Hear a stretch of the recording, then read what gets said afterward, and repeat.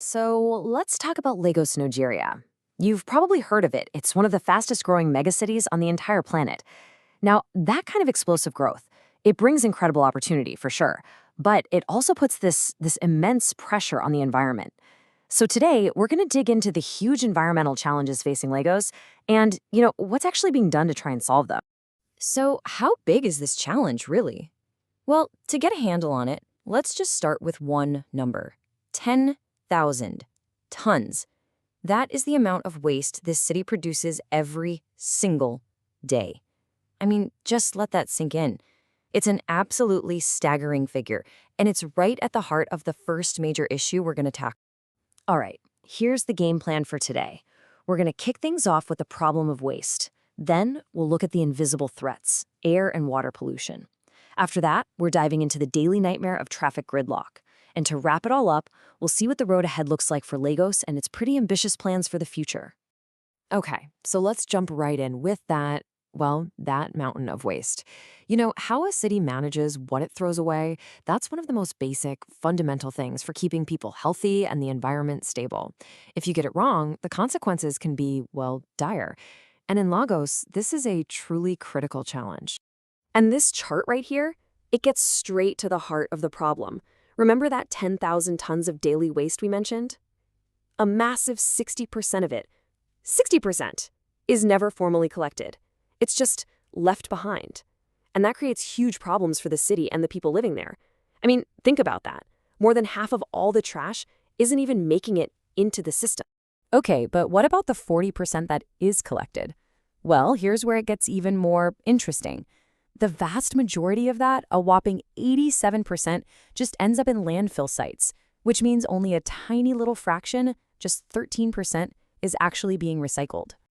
And who do we have to thank for that 13%? Well, it's largely these folks, informal recyclers. These are people who literally work on the landfill sites sorting through all that waste by hand to pull out valuable stuff like plastic bottles and old clothes to sell. They're playing an absolutely vital, even if it's unofficial, role in the city's entire recycling system. So, okay, why is all this uncollected waste such a huge deal? Well, because it has a direct and honestly devastating human cost. All that trash just builds up, especially in poorer areas, and it becomes a breeding ground for rats, mosquitoes, and disease. It gets into the water, polluting it. It contaminates the air. See, this isn't just some abstract environmental problem. It's a full-blown public health crisis. And yeah, that uncollected waste is a major source of pollution, which brings us perfectly to our next big challenge. Let's talk about the more invisible threats, the stuff that's just as dangerous, affecting the very air people breathe and the water they drink. So here we've got the two sides of the pollution coin in Lagos. And check out how different the sources are. On one side, you've got air pollution. The air is basically choked with fumes from a massive number of poorly maintained, unregulated cars and trucks. And that, of course, leads to all sorts of respiratory health issues. Then on the other side, you have the water. The city's waterways are getting contaminated by a nasty mix of industrial waste and raw sewage. And that doesn't just spread diseases. We're talking cholera, typhoid. It also completely destroys the fragile ecosystems that people really depend on. And that first source of pollution we mentioned, all those vehicles, well, that leads us straight into our third major environmental issue, a traffic crisis so bad it basically defines daily life for millions and grinds the entire city to a halt. I mean, this quote really says it all. Lagos is one of the most congested cities in the world. It's not just some local headache. This is a globally recognized crisis. The daily gridlock there is legendary, and it has some seriously profound consequences for the city's environment and for its economy, too. So what does that actually mean for the average person living there? It means this number: 3 hours. That is the average time a commuter in Lagos spends stuck in traffic every single day. Can you even imagine that?